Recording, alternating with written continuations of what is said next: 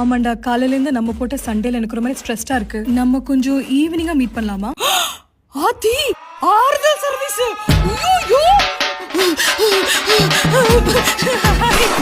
ஓ hi. எங்க உடைச்சுக்கிட்டு கிளம்பிட்டீங்க?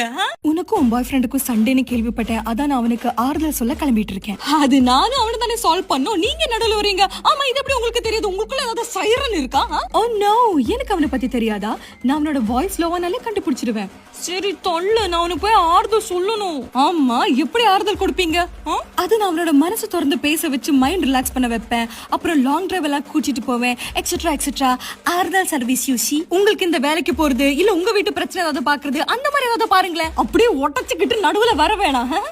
அப்படியெல்லாம் இல்ல, எனக்கு அடுத்தவங்க ரிலேஷன்ஷிப் நடுவுல ஆறுதல் சொன்னாதான் எனக்கு ஆறுதலா இருக்கும். சரி, என்ன ஆறுதல் சொல்ல விடும். கியூட்டா பிஹேவ் பண்றீங்களா?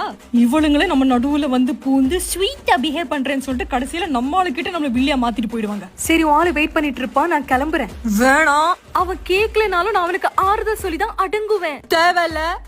ஆய், நீயும் லிமிட்ட கிராஸ் பண்றடி. அடிங்க.